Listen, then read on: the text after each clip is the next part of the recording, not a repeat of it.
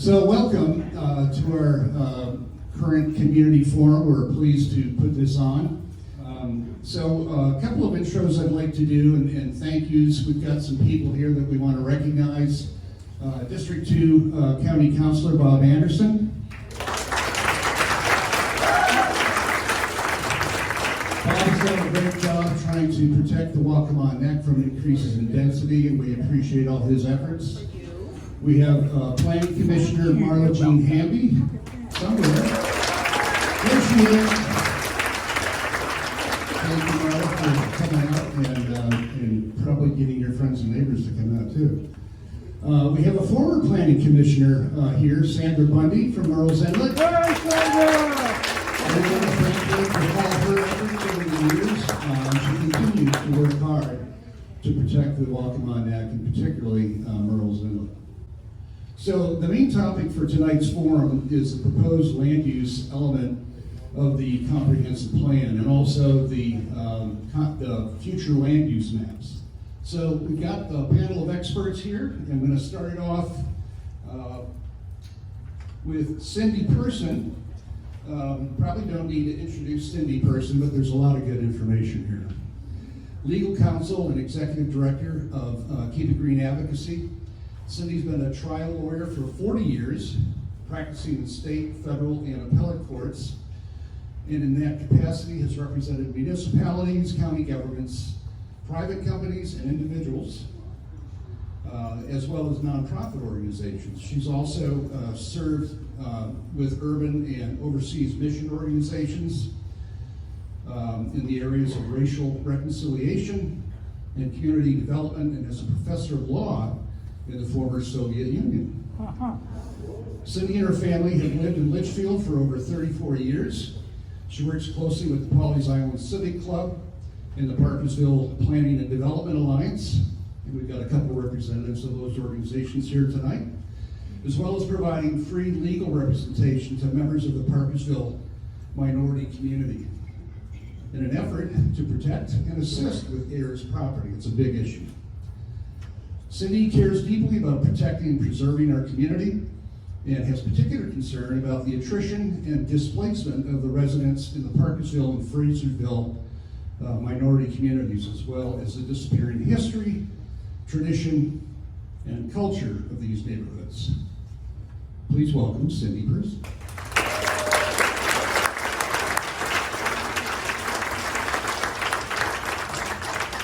Thank you very much, Dwayne. We appreciate all you do, and you do a lot. So before we get into the details of the proposed plan, I want to start with just a little bit of background about Keep It Green and who we are and why we're here. So Keep It Green consists of thousands of ordinary citizens like you and me, many of whom are natives of the Waccamaw Neck, who want to preserve and protect the character of our community. It's really that simple. Dozens of your friends and neighbors volunteer their expertise to keep it green as engineers, as stormwater experts, as lawyers, builders, developers, realtors, GIS mappers, heads of nonprofits, community leaders, safety compliance officers, planning, zoning, environmental specialists, and much, much more. We have no ties to special interest groups. We have no financial interest in the outcome of land use matters. So we don't have a dog in this fight. We're doing this because it's the right thing to do. So really, why are we doing it and what prompted this? Well, probably the same thing that prompted you to be here tonight. As we began to see the character of our community changing in ways that affect our daily lives with overburdened infrastructure, traffic, stormwater, flooding problems, it became very apparent to us and to all of you, I'm sure, that it is very important to have a source of credible, objective, independent, and reliable information about land use matters in Georgetown County. It is also important to have a platform for citizens to have a voice, and especially citizens in the minority communities who for much, well, probably forever, have not really had a voice. It's also important to have a means of accountability when our voices aren't being heard. And so that's why we have a team of lawyers who provide free legal representation to community members and community groups to hold parties accountable when they're not following proper law and procedure. So I am sure, I know I speak for myself, and I'm sure I speak for many of you, that we all have things we'd rather be doing tonight, but this is important, and it affects the future of everyone in this room. So we look at our neighbors to the north, Myrtle Beach. We look at our neighbors to the south, Mount Pleasant and Charleston, and we recognize that we are quickly headed in the same direction. And we need to take action before it's too late. So that's who we are and why we're here. Before we get into the details of the proposed land use element, I'd like to lay just a very short foundation on a comprehensive land use plan, what it is and what it is not. So state law requires every county to have a comprehensive plan that is the overall plan for development of that jurisdiction. The land use element is one part of the comprehensive plan. And the purpose of the land use element is to set forth land use goals and to serve as the foundation for land use and development of the area in question. So for us, the area in question is the Waccamaw Neck. And the Waccamaw Neck is the area from the bridges in Georgetown on the south to the Horry County line on the north. And for our purposes of discussing this plan this evening, we have broken the Waccamaw Neck into two areas: the south neck, or the lower neck, which is in front of you, which goes from, for our purposes, from Hog Heaven, I'm sure all of you know where that is, to Brook Green Gardens at the north, and then Murrells Inlet from Brook Green Gardens to the Horry County line at the north. And so the land use element includes both text, so you might have seen, if you checked it out online, there's a 100-page document, so it includes text, and it includes maps that are called future land use maps, often abbreviated FLU maps. The text of the plan gives background information, it sets forth statistics, it sets goals, and it defines land use categories that are implemented by the plan. Our current land use plan uses very traditional land use categories that are straightforward and easy to understand. For example, yes, commercial, residential, industrial, conservation, preservation, they kind of speak for themselves. Residential land use categories are further broken down in our current land use plan by density levels. So we have low density, medium density, and high density. Again, very easy to understand. The FLU map, or the future land use maps, show all the parcels of land in the Waccamaw Neck for our purposes, and they designate a land use category for each. So on the screen is our current future land use map. This is for the lower Waccamaw Neck, and so you can see again Hog Heaven to Brook Green Gardens.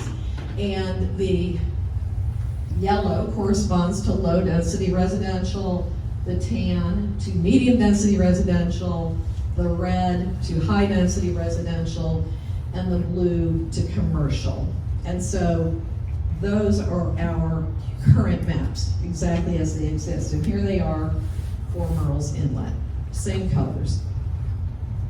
I want to be very, very clear that future land use maps are not the same as zoning maps. Zoning is a completely different animal, so this can be a little bit confusing because often people use the word zoning when they refer to designations on both maps.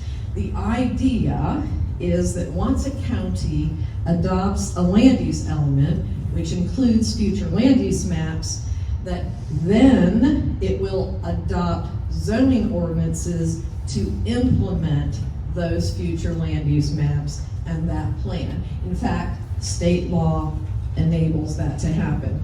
So whenever a new comprehensive land use plan is adopted, the current pre-existing zoning should thereafter be adjusted to be consistent with the new plan. Future land use maps are part of the comprehensive plan. Zoning maps are not part of the comprehensive plan. So FLU maps are critically important to us in this process because they serve as a basis for zoning changes and for land development decisions in the Waccamaw for as long as they're in existence, which will very likely be 10 years. So let's take a close look at the proposed plan. First, the proposed plan implements, rather than traditional land use categories, it implements place types. And so instead of straightforward descriptions like commercial and residential, we have many mixed use categories that are defined in the text of the plan. And those categories are the ones that are relevant to the Waccamaw Neck, are community mixed use, which is a high density category, village center, another high density category, residential mixed use, another mostly high density category, commercial corridor, which is a new characterization from the old plan. Under the old plan, the commercial FLU map designation did not contemplate residential use. In this plan, it does include medium and high density residential use. So a lot of mixed use categories, and then neighborhood residential, which is a medium density category. So let's take a look at the proposed FLU maps that are part of the plan. And you may have seen these, you may not, but these are critically important because this is really where the rubber meets the road. So these are the maps that you may have seen if you looked at the land use plan. That, believe it or not, is the lower Waccamaw Neck, and this is Murrells Inlet.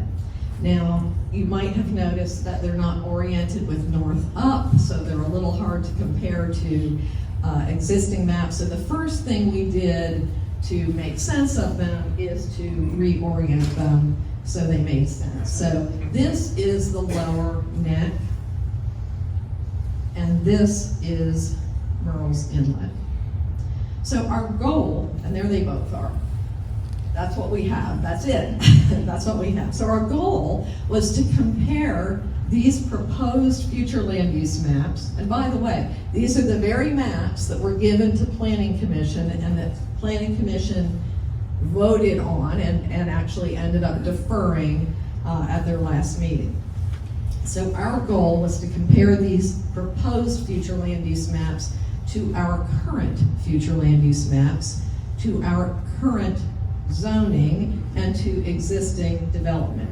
And so one of our many expert volunteers, Doug Wurst, raise your hand, Doug, is a GIS mapping expert who was willing to import the proposed maps into a GIS system. And GIS means, correct me if I'm wrong, Geographic Information System. It's on a computer, so that we could make meaningful comparisons in the ways I just described. So we started out by, well, let's ask the county to please provide us with the maps in GIS format, or really in whatever format they were created in. We know, we're pretty sure that they weren't created with crayon and marker, and that they are in some meaningful format. But the answer we got was, sorry, this is all we have. So Doug might have been a tad suspicious, and so he filed a FOIA request and got the same answer. So we are accustomed to this level of cooperation from the county. So rather than fuss about it, we just decided to do it the hard way, the old-fashioned way, which was essentially from scratch. So we initially took these PDF maps by hand, parcel by parcel, and identified every parcel that either increased or decreased density compared to the current future land use maps, and we noted the amount of the increase or decrease. And then under Doug's supervision, this information was imported into a GIS mapping system that he created that contained the county future land use maps as a layer, the county zoning maps as a layer, the underlying parcel data, and satellite imagery, which allowed us to conduct a comprehensive parcel by parcel comparison of the proposed future land use maps, the current future land use maps, the current zoning maps, and existing development. Wow.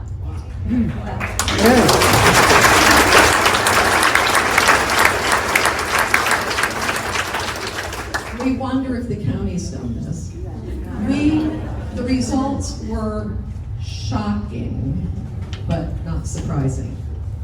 We found an astounding number of increases in density and a negligible number of decreases in density. So here is what we found. So this is the blank canvas of the lower neck from Hog Haven to Brook Green Gardens.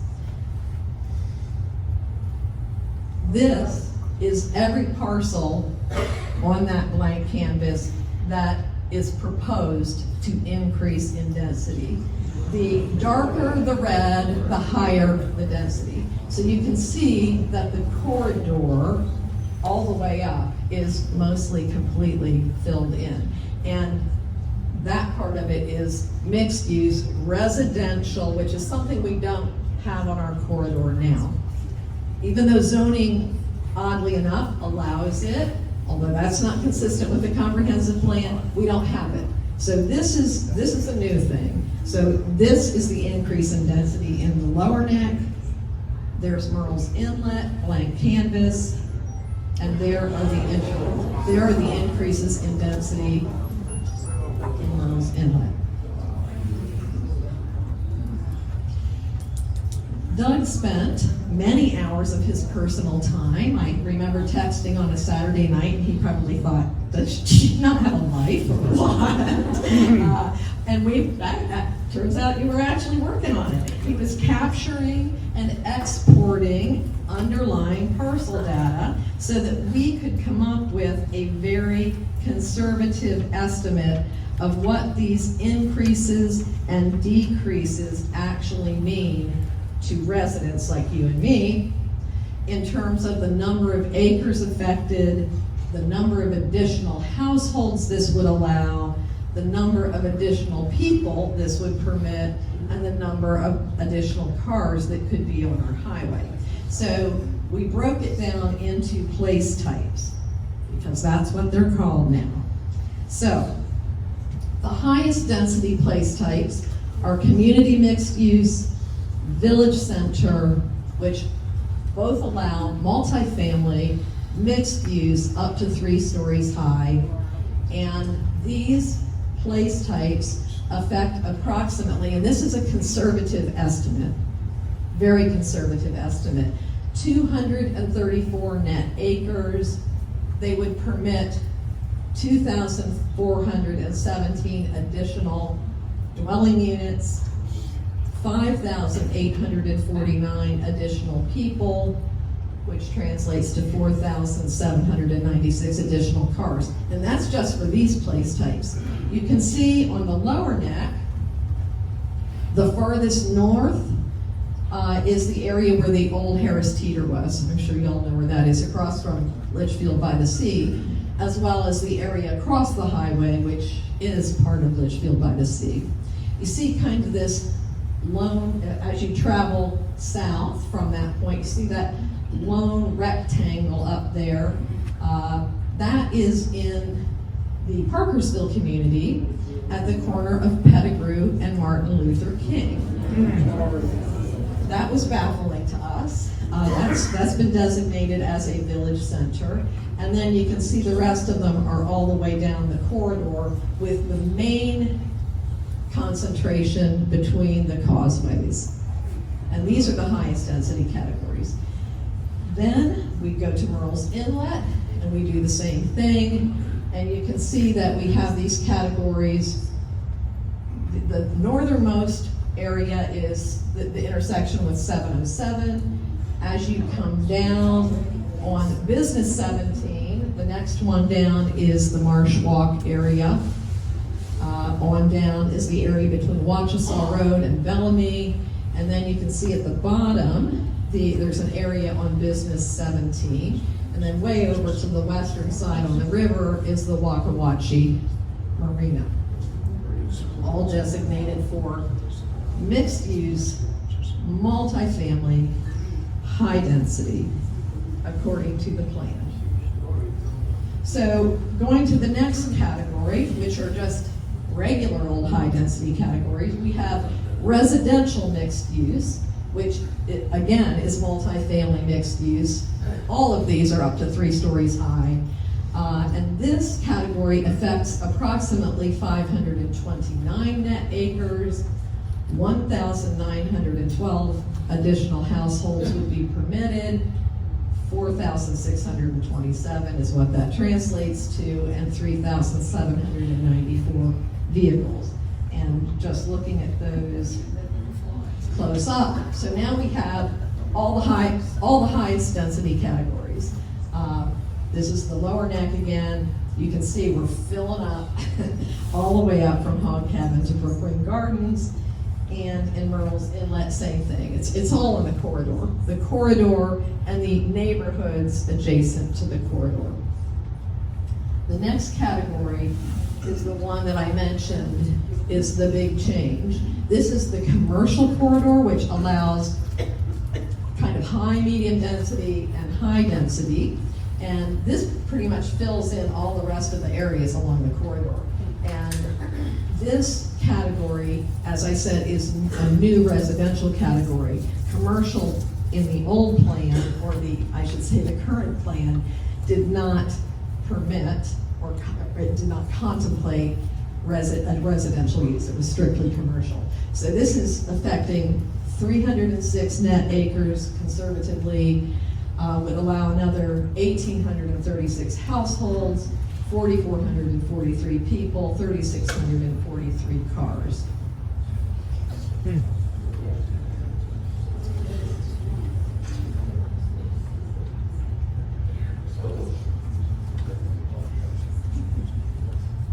And there it is, close up on the lower neck. You can see it's it's just completely filled in from top to bottom. And the same with Merle's Inlet. It's a lot of additional increased density. So what does this all mean cumulatively? Because they were for each place type. The cumulative effect, again, very conservative estimates, are it affects a total of over 1,069 net acres, would allow an additional 6,165 households, 14,919 people, 12,330 cars. Just to put it in perspective, the current population in 2020 for the Waccamaw Neck total is 26,964. So compare the 14,919 figure to that, and it is a 55% increase. And again, this is assuming it's built out, but that's the purpose of a plan. This doesn't even include, our numbers don't even include the additional density in the neighborhood residential change from low to medium density, because quite frankly, there's only so much time, 24 hours in a day, and that was just way too much to try to capture. I think you get the drift. So, let's look at where they're lowering density. You ready? Drum roll.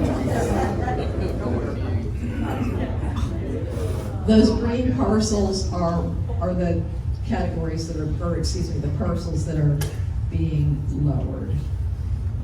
So, after we did this, and so there's where we started with the lower neck. The next step we took was to look at every parcel that's proposed for a density increase to a high density place type or a commercial corridor place type, and check whether that parcel is developed or undeveloped currently, and if it is developed, to determine whether or not the development is consistent with the current comprehensive plan future land use maps. And the reason we did this, I know it's a mouthful, but the reason we did this was to determine whether the increased density was being proposed as a way to accommodate existing non-conforming high-density development. That would make sense, right?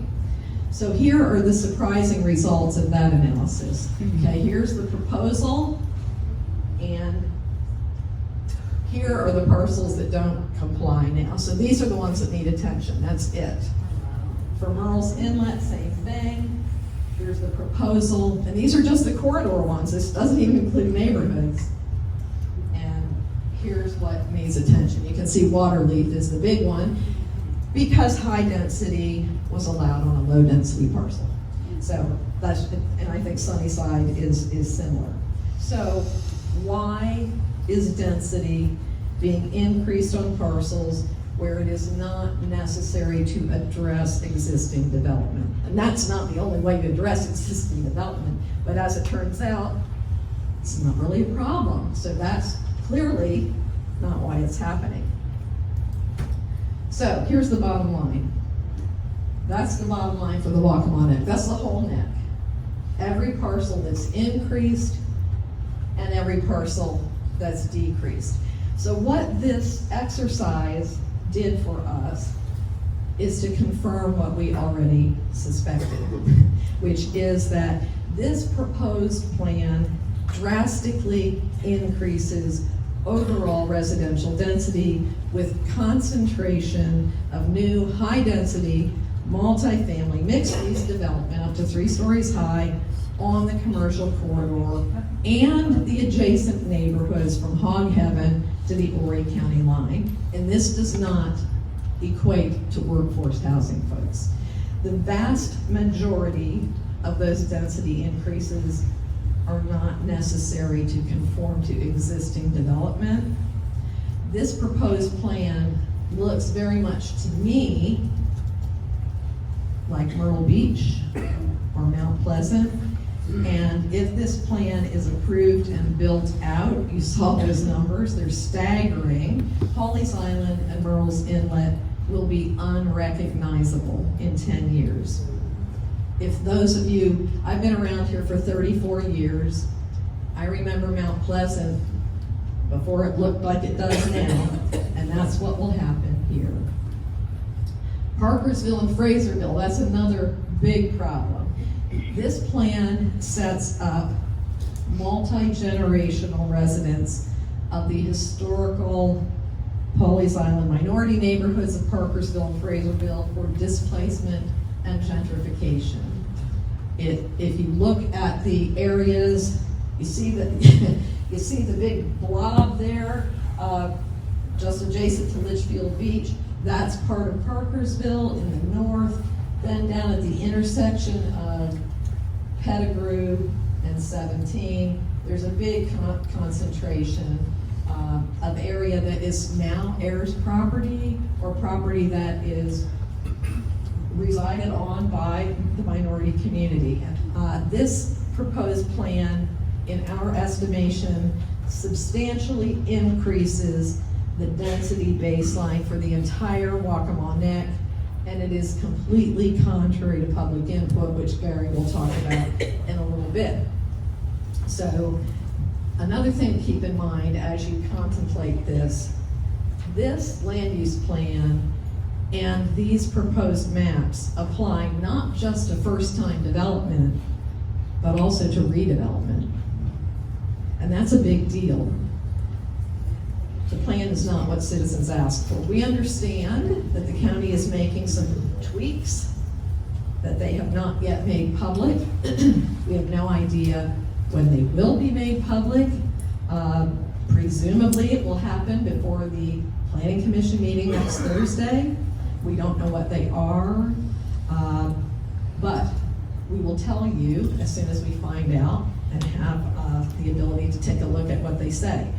So here we are 6 years after the beginning of this update process, multiple consultants, several $100,000, and as far as we're concerned, we are no further ahead. In fact, we're probably further behind. Our current plan, frankly, is a good plan. It contains great language about restricting increased density in the neck. We wish that the county would follow the plan, but rather than adopt a plan that will be the end of Pawleys Island, Parkersville, and Murrells Inlet as we know them, let's do what should have been done from the beginning, listen to the citizens, stop and tweak the current plan, and bring zoning into compliance. Thank you. Thank you.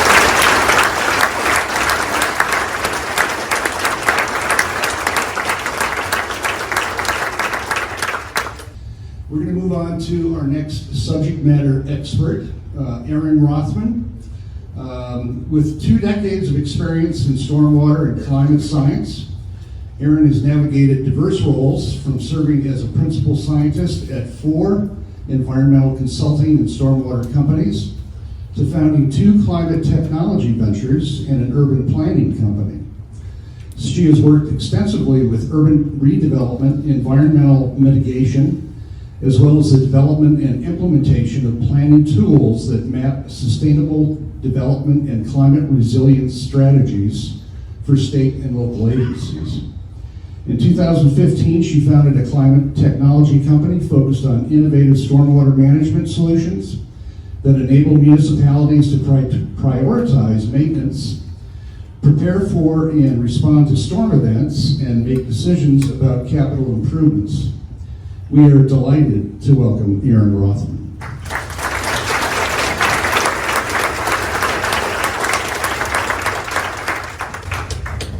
Okay, so as you heard, I am a scientist, not a speaker. So prepare yourself accordingly.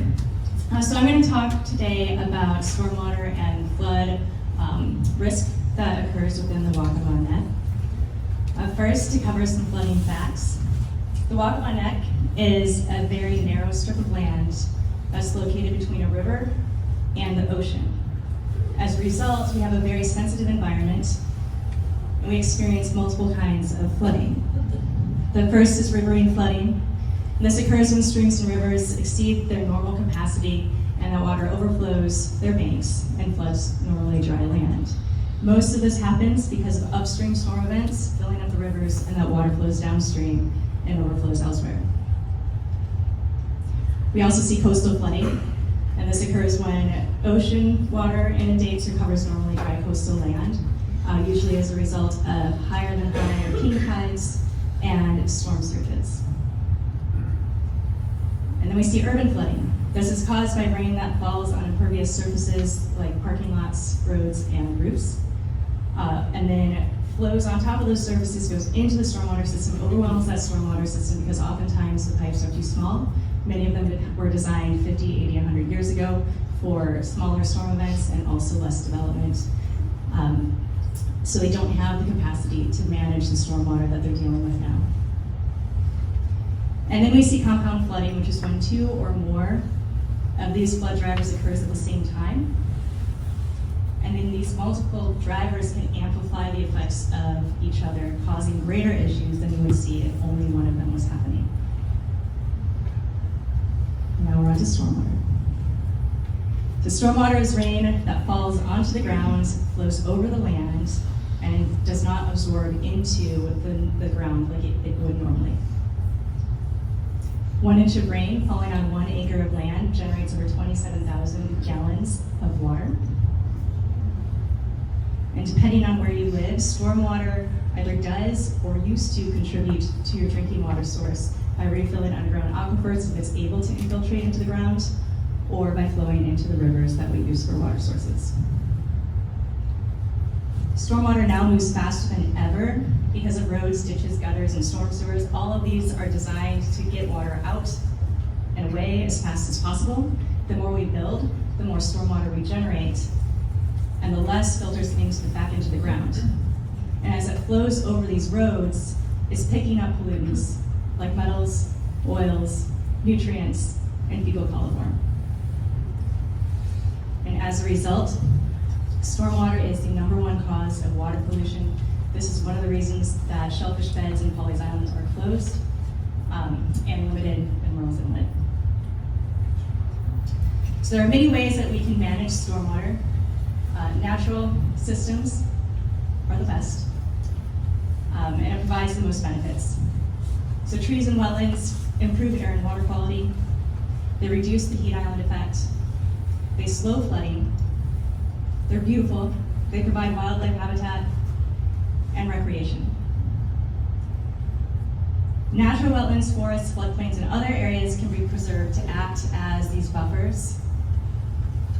If we happen to have removed them during development, we can replace them with constructed wetlands, swales, and other areas to replicate what was removed or destroyed. If we're working with existing buildings and infrastructure, we can retrofit those with green infrastructure, like green gardens, green roofs, or living walls. And gray stormwater infrastructure, like pipes, channelized streams, retention basins, and seawalls, is the customary way that we've managed stormwater in the past. So the natural and the natural-oriented systems have multiple benefits.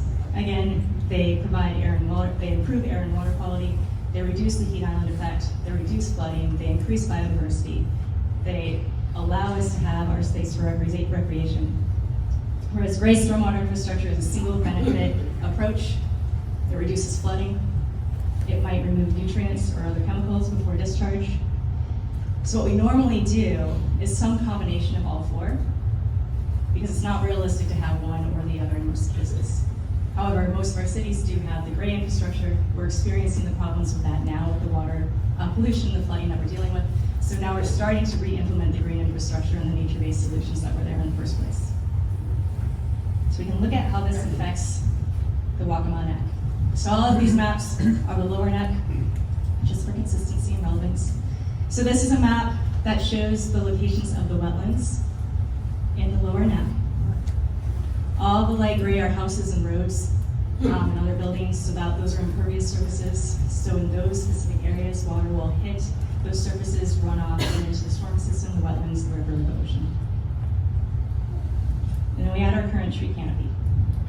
So between the wetlands and the forest that we have, even though we do have flooding issues, we have a really substantial natural system that's both beautiful and also serves a very, very specific purpose to enhance the way that we manage, inadvertently, our stormwater, the pollutants that we generate as a result of our cars, our fertilizers, our dogs. So this is our existing land cover. So this is from the National Land Cover Database. It does not differentiate between commercial, residential, or any other land use type. It's just based on actually impervious surface. So we're looking at low density, medium density, and high density. And we've done a pretty good job of integrating within our existing natural systems. So far. And then we add the new proposed plans for just the residential density increase. And you can see a really substantial change when we're looking from low to medium, medium to high, and then low or no residential to high density residential. So not only does this remove the tree canopy, affect the wetlands, it also significantly increases the amount of stormwater that needs to be managed.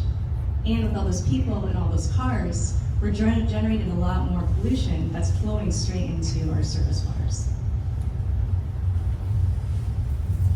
And then for fun, I added some sea level rise. So this is 3 feet of sea level rise. This is consistent with higher than high tide flooding if we have onshore winds, or a normal storm surge from like a smaller storm, tropical storm, or nor'easter with the winds blowing onshore. We kind of shrink in a little bit. Then we add 6 feet of sea level rise. This is what we saw with Ian, pretty close. And we're losing those wetlands. And a lot of what we have left is pavement. So if we start back again with our natural areas, we add the sea level rise. And I do want to note that in the resiliency element referenced in the comprehensive plan, the county identified NOAA's predictions for sea level rise in the southeast. They recommended using the highest predictions for sea level rise. Those seemed really high, so I used the intermediate predictions for sea level rise and just referenced them, so they're actually 3.6 feet by 2100 and 6.9 feet by 2150. So my numbers for storm surge and hurricanes were pretty consistent with anticipated numbers for sea level rise. So then we add our existing development. It's not great, but we still have a lot of forests within those areas. And then once we add the proposed development, we lose a lot of that space. We lose the wetlands. And that has a lot of compounding effects, because not only are we generating more pollutants, we're not able to treat it by passing it through the wetlands. We're not able to address the air quality with the trees. It's hot because that sun's reflecting off of the pavement, and we don't have the shade that we're used to having. And then we lose the wildlife and our recreation. I'm not swimming in that water. Then there's the stormwater master plan that the county pulled together. It identified 166 problem areas, mostly related to existing flooding, drainage, and water quality issues. And just with the issues that we're dealing with now, with our relatively low-level development, they anticipate $64 million worth of improvements are required, and someone has to pay for that. They also identified 4 special protection areas, 3 of which are in the lower neck. That total about $8 million in improvements, and they have particularly devastating water quality, drainage, and flooding issues. We have a new proposed residential development on top of that, and we're basically compounding the issues that we already have. And then for kicks, we throw some sea level rise, and it kind of reiterates what we're dealing with. So I do want to say that development and even redevelopment is not necessarily a bad thing, but poorly planned development can be devastating and very expensive, especially when we live in a very delicate system like we have now, where there's a balance. We have very limited land. We have significant potential for hurricanes, for flooding, and water quality risks, and we have this magical feeling when we're in the salt marsh that we're at risk of losing. So by understanding the risks that we face, and by embracing and protecting our existing natural resources, we can preserve the beauty of the Wagamon Neck, and we can enhance and protect our community. And again, we don't have to go back and fix it after we broke it, which is far more cost effective.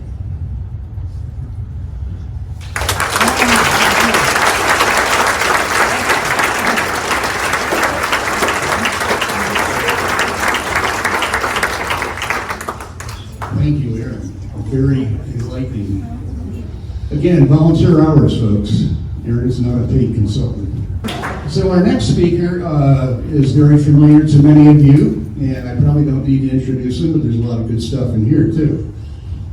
Gary Weinrich from Merle's Edley has a master's degree in environmental engineering and 52 years of professional experience After retirement in 2012, he served on the technical committee that created the Murrells Inlet Watershed Improvement Plan in 2013 and was a volunteer water sampler in Murrells Inlet for 10 years.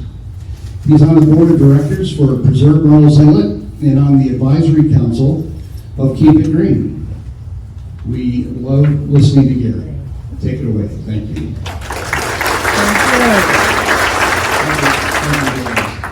You know, I had the honor before my wife Jeannie and I moved down here 20 years ago to serve on the same type of committee for Greenville County. And it was done completely different. It was done with full input from the community, and the county valued that input and rolled it up into their plan. I will tell you straight, this land use report caters to the priorities that do not align with the public input. And that's so sad. And I don't make that statement lightly, but being an engineer, the data supports what I'm telling you. Okay, many of you attended the public input meetings. In fact, hundreds attended, but were denied the opportunity to speak. Okay, and because county officials require that you limit your input to 3x3 sticky notes and dots on a chart.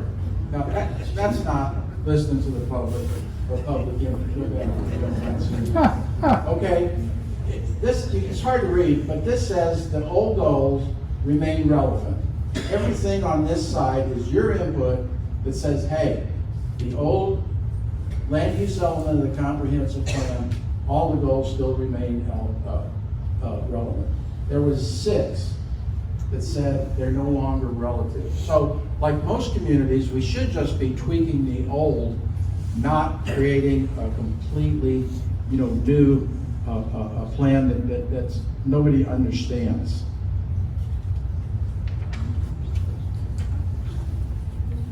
It was the county's responsibility to take the badly outdated zoning that was expressed in 2007 and update the zoning. Or did I say that right? Take the comprehensive plan in 2007 and update the zoning to match it. That's what the state law requires. All right? They failed to do that. Okay? Bob Anderson had a proposal to do just that, and he got no support from his fellow councilors for it. I mean, that's unbelievable. So what's happened? Traffic, pollution, flooding, loss of wildlife, overcrowding, and decrease in public safety are just a few of the results of their inaction, not to mention gentrification in our minority communities and a decrease in our overall general quality of life. So you told them again. I mean, it's the same message time after time. There was a public opinion survey in 2021. Many of you may have answered that online. It was very clear. And then there was the so-called public input sessions in 2023 that basically had the same message. Cindy?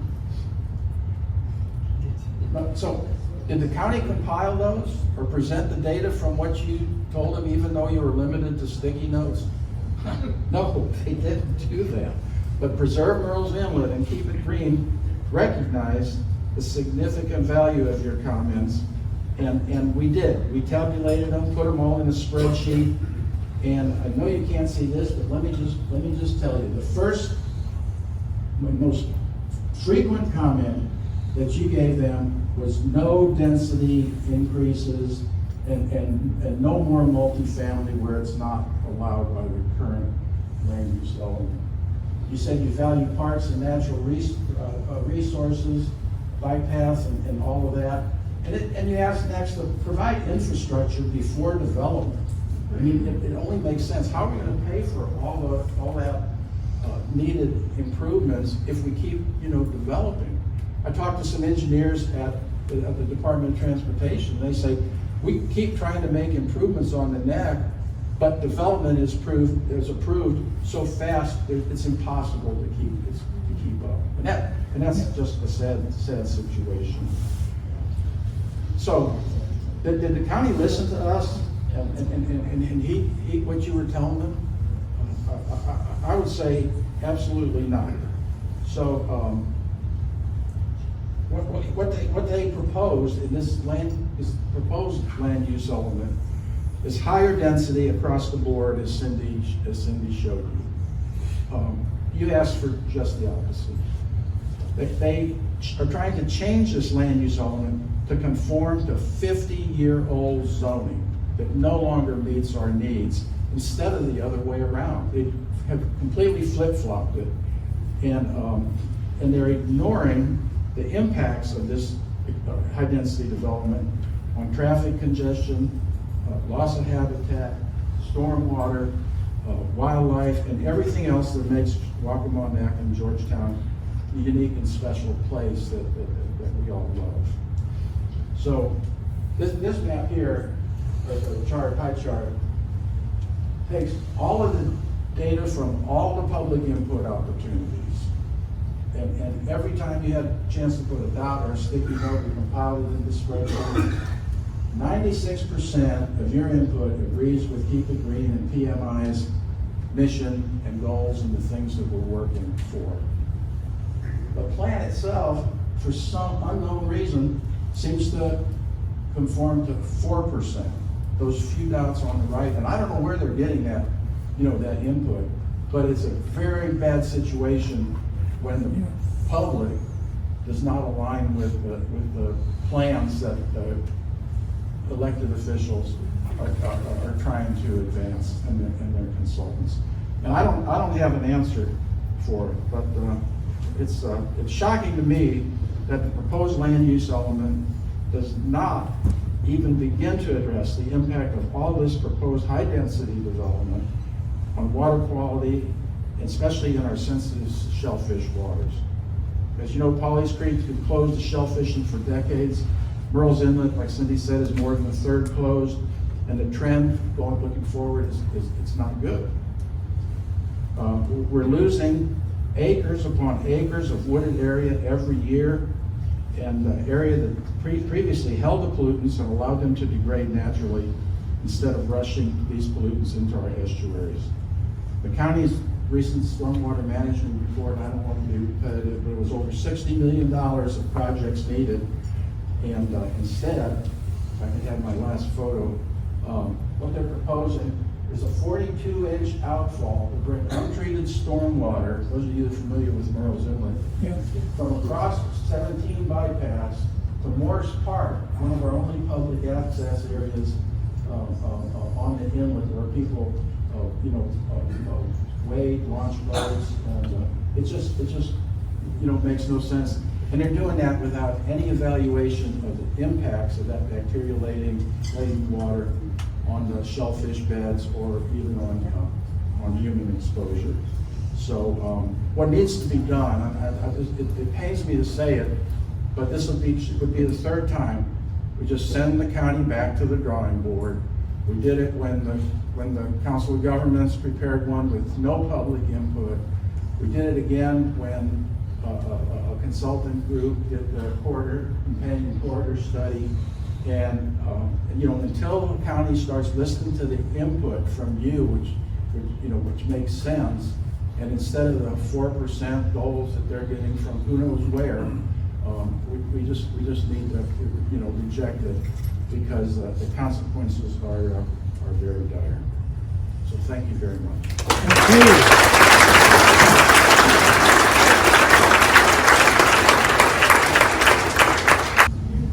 We have three other members of our panel up here that we haven't heard from, but I'd like to give each of them the opportunity to introduce themselves and maybe speak to some of their involvement in some of these ongoing issues. A couple of people from the Parkersville community in particular, and there's been an extreme focus on gentrification in that neighborhood, so I'm going to let them introduce themselves and say a few remarks about your involvement and your concerns. Go ahead, Vincent. Hello, everyone. My name is Vincent Davis, and I'm the president of the Pauley's Island Civic Club. For those of you who do not know what the Civic Club represents, we represent the minority community of Pauley's Island since 1972. Led by some of the great visionaries community. I am now the current president of 4 years. Good evening, Planning Commission, Madam Chair, and other city members of the board. My name is Vincent Davis, and I'm the president of the Police Honor Civic Club. Our agenda is stated as follows: land use plan. It's a very sensitive and a very important plan. Because we know when this plan is passed, it's the law of the land for the next 10 years. The Civic Club takes this plan very serious, to the highest level of the world. Because we know when 10 years of unjust development could mean life or death for minority community. We stand ready to negotiate with community input to ensure that this plan is not left in the hands of one body of government or organization to create a law. The Civic Club recommendation of planning commission that we take more time with this plan. There's no need to rush this plan. We must take as much time as possible to continue to shape this plan, mold this plan, so that we can best fit for the future for all of us. This is a plan of very high stakes, and we only get one chance to get it right. Thank you, Mr. President, for the time. Thank you for the time. Thank you for the opportunity to speak to you. And if there's any other questions that you may have for me, I'll be more than welcome to answer it. Thank you again.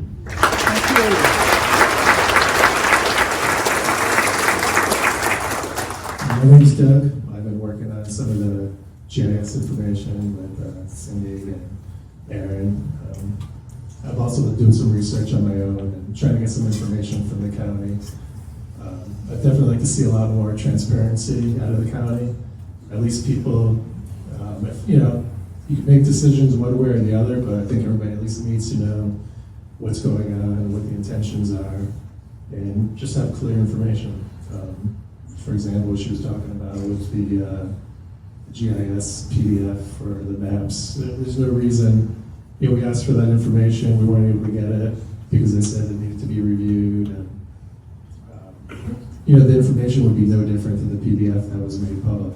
It's just giving us in another format where we can actually analyze it, make sense out of it, look at some of the different assumptions that were made. All stuff that the consultants in the county should have been doing firsthand. That should be ready for us, but we're going to do it on our own if they're not doing it.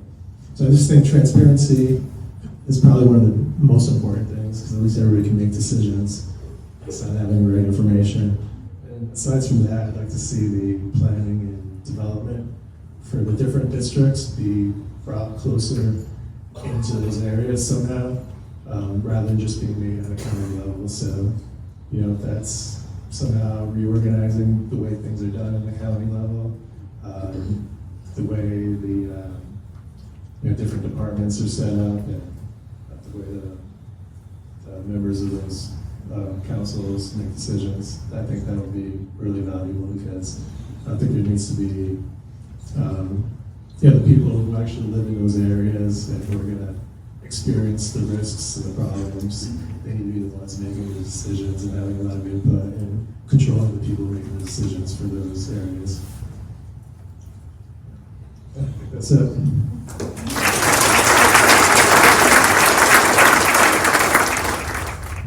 But I believe it's important for me, anytime I have an opportunity in a public forum like this, and especially in what we're facing, I think it's very important, if nothing else, for me to say, I am honored to be part of, affiliated with Keep It Green. Amen.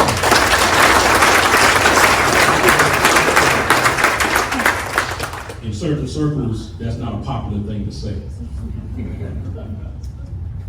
What I'm saying is this battle, and that's what I call it, a battle that we're in. There's a lot of powers that be that we hear in our communities and just in general. So much negativity. I'm saddened by some of the, tools that people are trying to use to think somebody like the Paulizana Civic Club, myself, who's a pastor in this community, would fall into a a scenario that we're so blind that we can't think on our own, and we need somebody else to lead us. But that's what we have to face every day. But myself, the Civic Club, I'm as part of the Parkersville Planning and Development Alliance, and that just birthed out of everything that has been happening. I'm blessed to, my mother, when her mother passed away, my grandmother, everything was left in my mother's name. My wife's side of the family, same thing. Our properties aren't tied up in heirs property, so we're blessed. But we see a lot of things that are going on in our communities, how the land is being closed in our communities. And so that's why it's getting personal to me. I'm seeing some of the things. I sat at tables where developers came in, say one thing. I'm always, and I'll end on this. As a preacher, you know that means I got two more on my end on this. But seriously, I'm going to end on this. This is what we have, that I have to, and Vince along with myself, we have to continue to battle and take back to our communities. I sat with developers, and I heard them, I guess because they hear that I'm a pastor, they have to put on whatever label they think they have to put on to relate to me. But don't realize I see through a lot of things. Just because you put a symbol on a sign, don't impress me. And to be approached like that, it's almost like coming at me like Judas. Yeah. So I'm not going to get into a sermon. But Preach it. But I'm just saying we're here, and when it's time to show up at the meetings, our communities will be involved. We know that we're in it together. We're not here to say we're against, we don't want no development. But I come from a history that we don't quite like having things stay the same. We do like a little change. Reiterate once again, when we're in this fight representing our communities and all together, when I put my name attached to it, Vincent put his names attached to it, we know that we're going to go against the us against them mentality. You just don't know what we have to go through, but I'm standing here to say we're going to go through it all the way. I thank God to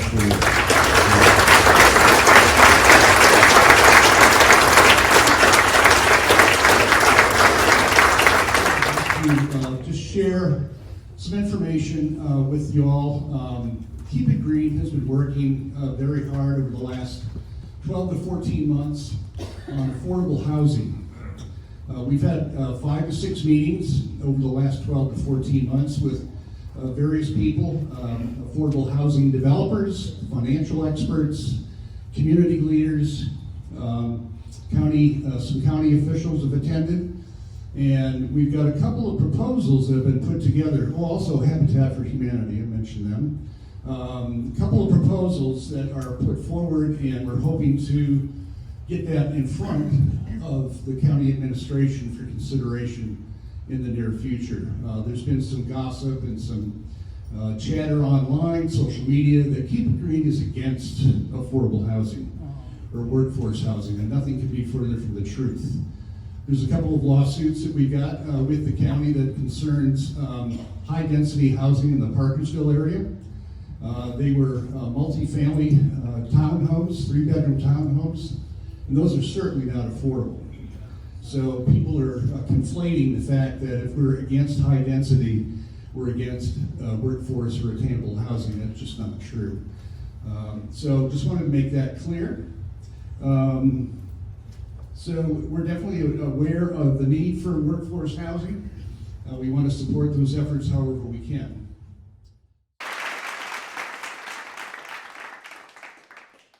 This is Dwayne Draper, Chairman of Keep It Green. We would appreciate your continued support of our work to protect and preserve the Waccamaw Neck. Thank you.